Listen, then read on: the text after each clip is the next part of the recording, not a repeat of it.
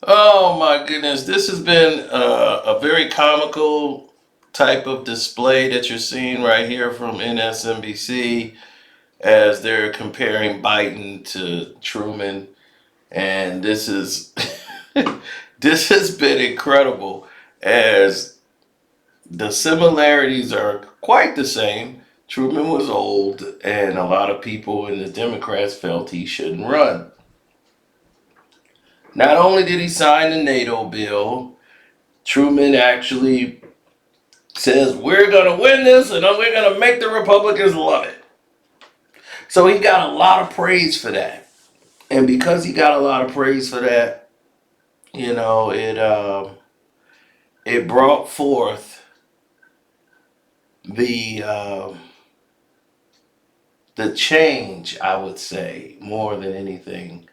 It was an essential change that transpired that gave people some hope and some resilience into what they wanted and what they expected from government. But this is 2024. Biden's way over 60. And this is a situation where I don't see Joe Biden having any influence on this American culture that's out here today. I think the only thing that he brings is a decorum for presidency, commander in chief, but he's like the brittled commander in chief. And as America, we look weak while we have Biden in the office, in my opinion. We can't have a president sitting there coughing at the podium. We can't have him looking lost and confused. We can't have a president that keeps falling. That's symbolic to the rest of the world that America's right for falling if our commander in chief cannot maintain balance. So,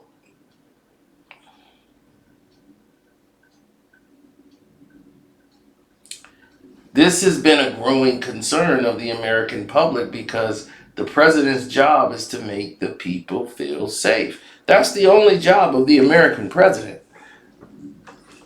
You know, they're not here to make sure, they sign deals, and they're to make you feel calm. They're not to run the country. The people that running the country,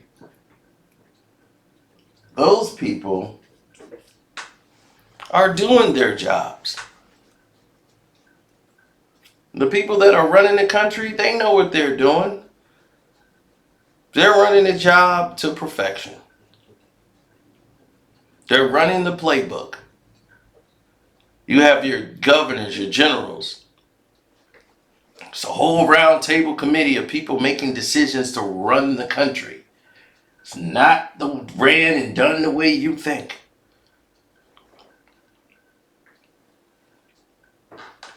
And that has been the biggest disappointment so far.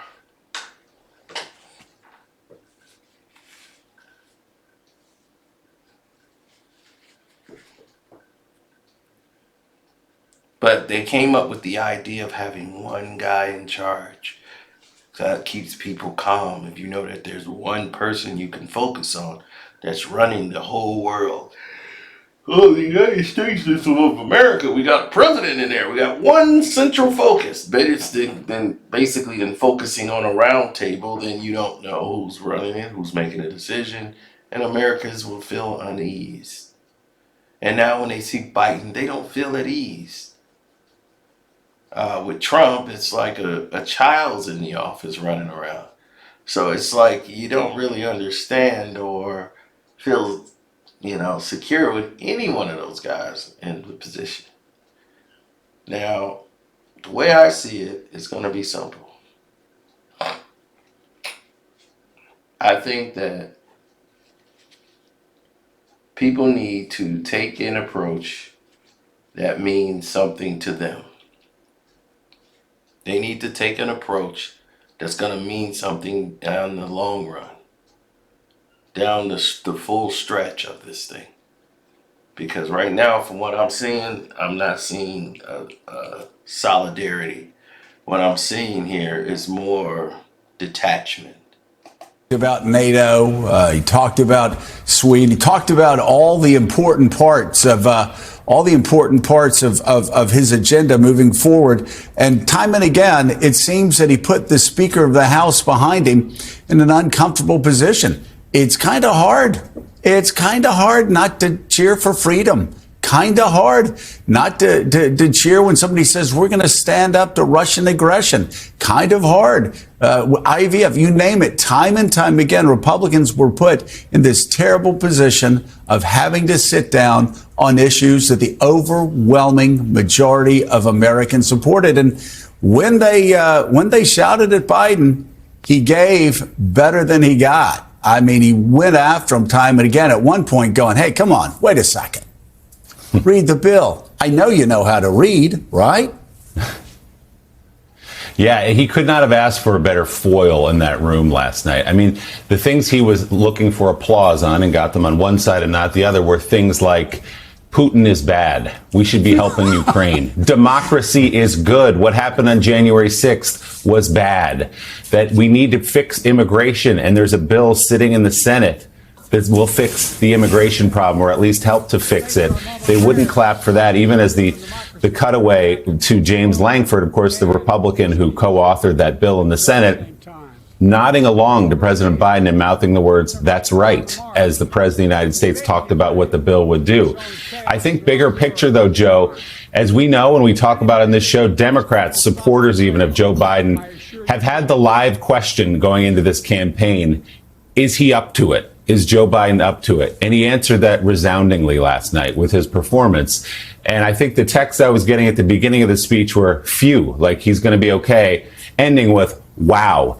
I think he far exceeded expectations for people who were a little worried, frankly, about what was going to happen in that room. But you're right, he had the perfect opponent for him in that boxing match. You had people screaming like children while wearing MAGA hats. You had one guy screaming from the back while wearing Donald Trump's mugshot and never surrender t-shirt under his suit jacket in the well there. So Joe Biden and his team are very happy with what happened last night. And he did contrast his administration's actions with the words and actions of Donald Trump. Never called him Donald Trump, always said my predecessor. But in that way, it did have the feel of a campaign speech. Every group on this earth understands that you're in a team relationship. Racism is a team sport. It came into existence as a team. You play as a team or you lose by default. And only with black folk do people get upset when black folks start talking about coming together and uniting and working together and cooperating together, buying from each other and supporting each other. You know why? For a simple reason that everybody understands. When you come together and unify, that signifies strength. And right now, everybody right now is pimping and hustling black folk. They've been pimping and hustling black folk for 400 or 500 years. We spend approximately 97% to 98% of all our money outside of our own community, as an example. And we don't practice group economics. We don't practice group politics. All that makes, when we spend 98% of all our money outside of our community, what that does, it makes the other groups enriched.